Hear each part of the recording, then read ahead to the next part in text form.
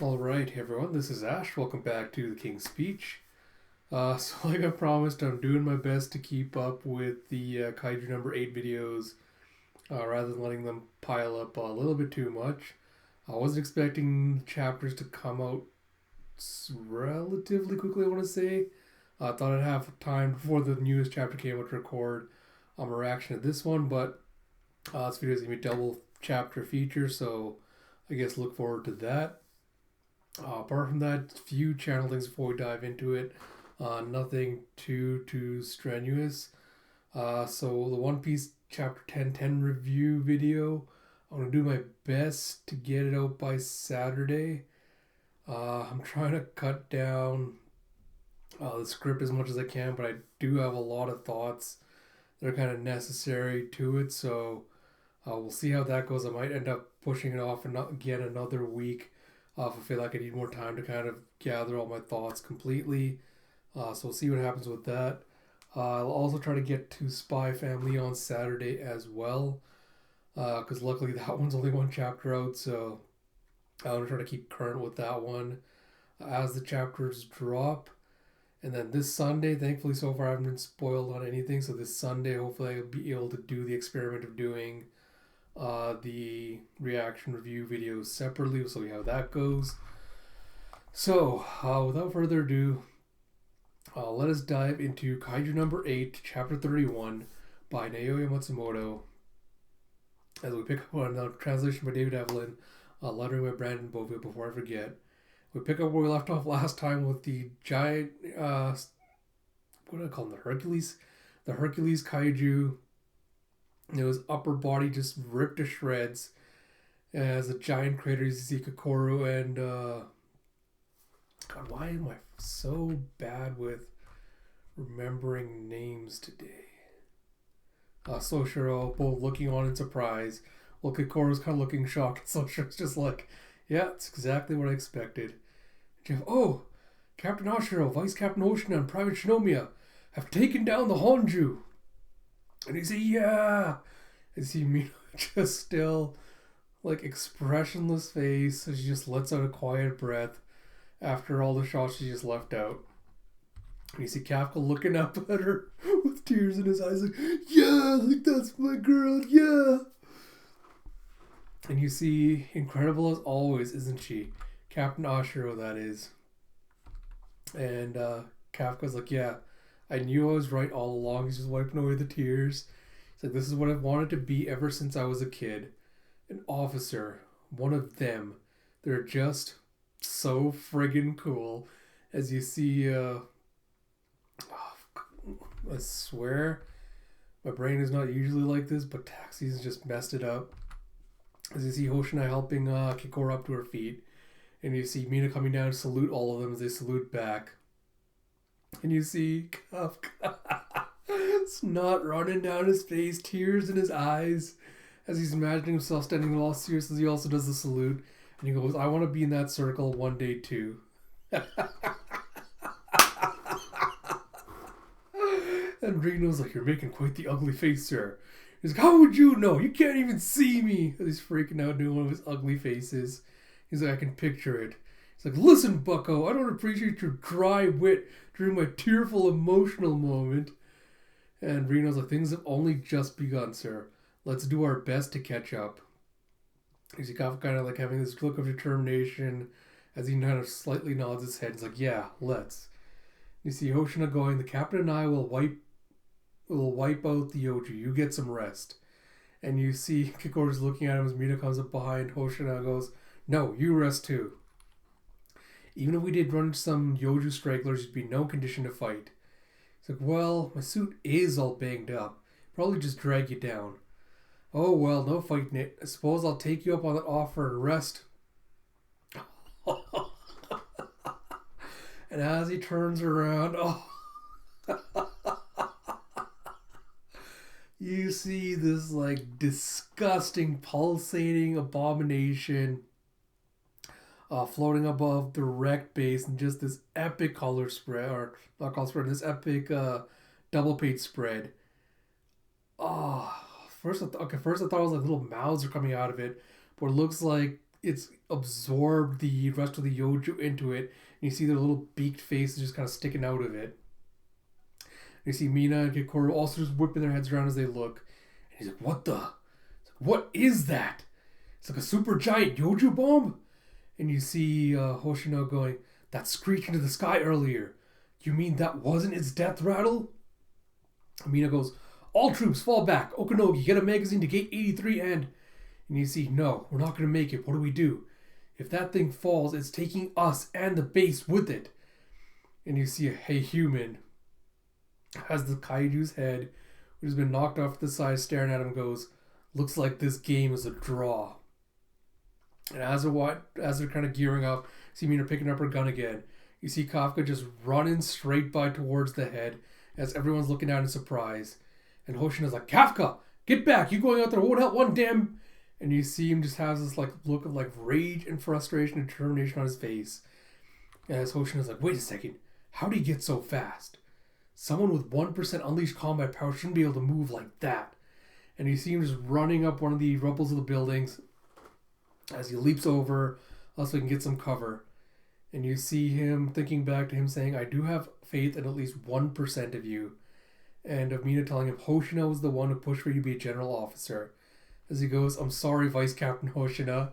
Again. Oh, I love this double hate spread. You see him transform into his kaiju form, being illuminated by the moon, just electricity like flowing and crackling around him as he's transformed. Oh, so badass. And you see super giant kaiju reading detecting the center of the base. And you see fortitude is 9.8. This reading, it's Kaiju number 8. And you see Kafka just screaming up at the giant kaiju bomb in the sky. As we move on to chapter 32 of Kaiju number 8 by Naoya Matsumoto and translation David Evelyn, lettering by Brandon Bovia. Oh shit. I was not expecting it to go this quick. And you see Okanogi going, this reading, it's Kaiju number 8. And Hoshino is completely shaken and shocked as he goes, I always felt something was off. But even so, I found myself taken in by his charm as he's thinking back to his interactions. And he goes, part of me was even turning a blind eye to the possibility. As Kafka just staring up at the giant bomb. Excuse me. And Reno goes, sir, do you have any idea what you're doing? And Kikoru's like, the fact remains though, if something that huge explodes, it'll kill almost every officer here. And you see Kafka kind of like opening up the little vent shafts in his body. So you have the vice captain put his body on the line to fight. So I can't just keep sitting on the sidelines to save my own skin. And you see him just charging up his fist. As he's powering up, and you see him just cracking the ground. It's like radiating out with all these cracks in the concrete, with all the force he's pushing down with. And you see him just using that to leap into the air with his fist, rocket-powered fist, as he slams it right into the giant kaiju bomb. And you see the pieces of his mask are just shattering from all the pressure from this blow, as you see just this look of anger and determination in his face. As you see kind of mushrooming out from the impact, from the blow of the impact. And everyone's just staring in shock. Even the Hercules Kaiju's like, what? And you see as Kaf comes landing back down in the middle of the troops. And you hear, all troops, hit the deck, shields to max. As you see a giant foom as the bomb explodes above. Kind of just like radiating out. Explosions of the buildings and everything are getting shot out. Oh my god. These chapters are just delivering on these spreads. Oh.